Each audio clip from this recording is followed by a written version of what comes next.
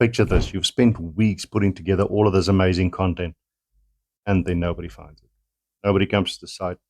Nobody talks about your site. You have zero leads coming in. What happened? Don't get me wrong, I'm all for content. New content, re-optimized content, that's going to be exceptionally crucial in any bit of SEO that you do. But you might be missing something fundamentally on your site that is just turning your site into a complete maze, which is too difficult for humans to understand and even too difficult for search engines to navigate. So let's see how we can unravel this, what parts you need to pay attention to, and how you can just turn this upside down and have all of that wonderful content shine for you rather than being buried somewhere. So the first thing we need to look at is the site architecture. When you look at your website, it's basically a library of pieces of content that needs to be indexed, needs to be arranged in a way where it's easy for somebody to find them. And by somebody, I mean you, both humans and search engines. When you sort out a lot of that architecture and you make that library a well-organized one, people can find what they're looking for, search engines can find what they're looking for, and LLMs can find what they're looking for. If you don't do that, it's basically like walking into some weird little secondhand bookstore where everything's just stacked to the ceilings. You might find the book that you're looking for, but you're probably going to miss it because it's not arranged by genres, it's not arranged by authors, it's not arranged by the type of writing. So, yeah, what are the chances that you'll find what you're looking for? And that is the same thing that Google struggles with when they come to your site, if your site architecture is not properly laid out. So let's start with a very simple concept, which is called the 3-click rule. And basically, what it means is any piece of important content that you have on your site should not be more than 3 clicks away from your homepage. It's very simple. If you basically group your pages in a logical structure, you should be able to get to the vast majority of your pages in this way. So you have your homepage, you have a link that clicks through to a category. From that category, it links through to a subcategory if needed, and then it links through to the service page or product page on your site. So that's it, literally just 3 clicks away. And by the way, don't go for these ugly URLs where it's /1254 question mark code, whatever. Make sure that it's something descriptive as well. So if you're talking about SEO like we are talking about, and you're talking about site architecture, have it be sitename.com/SEO/site architecture. As simple as that. Then nobody is doing any guesswork and trying to figure out what that page is about. But simplifying all of that, it basically comes down to if you've got your site architecture sorted out, the best way to surface it is to just use that navigation at the top. Have your main categories linked in your top navigation. As soon as somebody clicks on there, it opens it up for the subcategories. When you click through on those subcategories, you've got links to your service pages and your product pages, and it's easy for everybody to get where they need to go to. Taking this a little step further and making sure that Google understands how everything fits together, and also improving the user journey in the process to make sure that you look after your internal linking structures. Now, the internal linking structures have a few things going for them that make them one of my favorites. Internal links are basically any of the little blue links that you have on your site that can take you from the page that you're on currently to a related page. Now, if you've got those set up where you cover a specific topic in a very clear and concise way, and all of them are linked together, not only is it very easy for users to find what they're looking for because they're going to get all of their answers by clicking through on those links, you're also going to make it very easy for Google because Google will then look at those internal links and they'd be able to understand the relationship between pages. And why that is important is you want to improve the user experience, but the thing that sets it apart for Google is they will then understand how different pages fit together and understand how different pages fit together. They'd be able to put you up against your competitors and have a look at the like for like.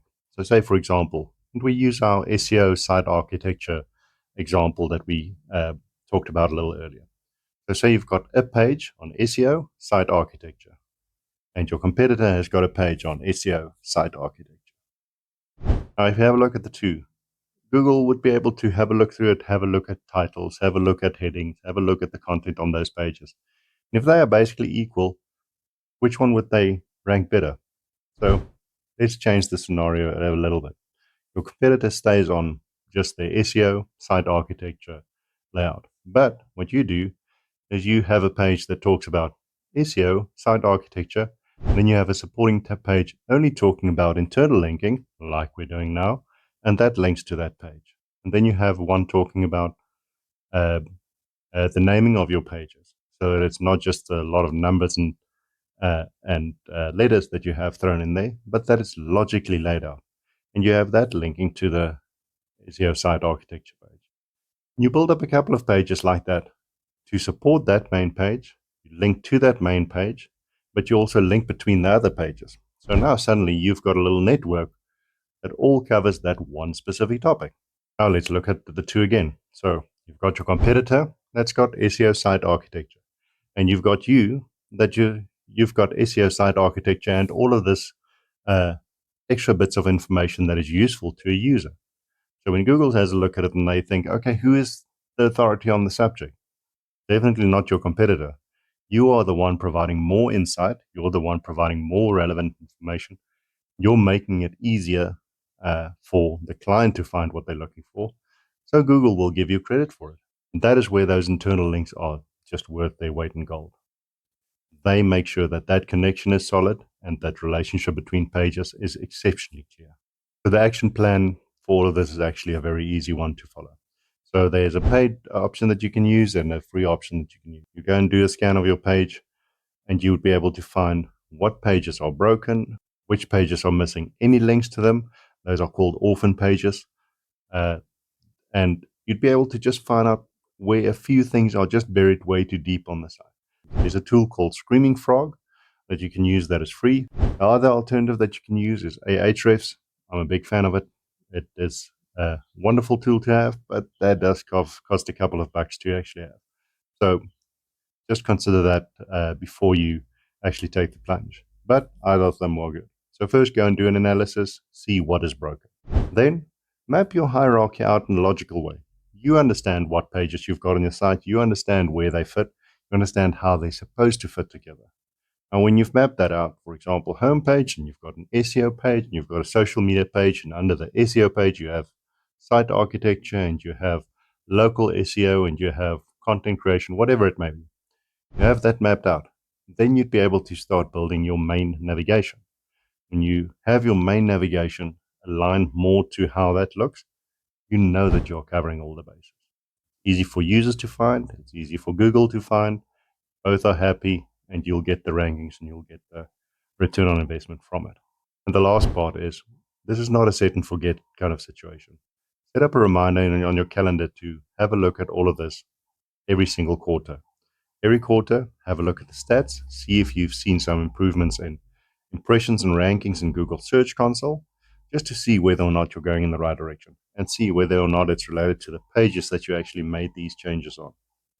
Then go and do another scan, see if there are broken pages, see if there are orphan pages, see if there are broken links, go and fix those.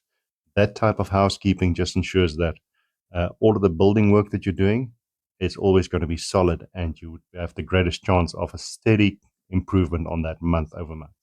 Actually, as simple and straightforward as this. Make sure that the site architecture is sound, starting with your navigation, that is solid and that is in place. Go and fix the little bits and pieces that are broken. Make sure that you've got solid internal links. These changes cost nothing. They cost time, and the payoff, massive. If you found this helpful, you know what to do. Press the little like button, the subscribe button, all of those things. And I hope to see you next time around, where we can go in depth into a few other subjects that might help you just lift your site and get it the traffic that you have always wanted.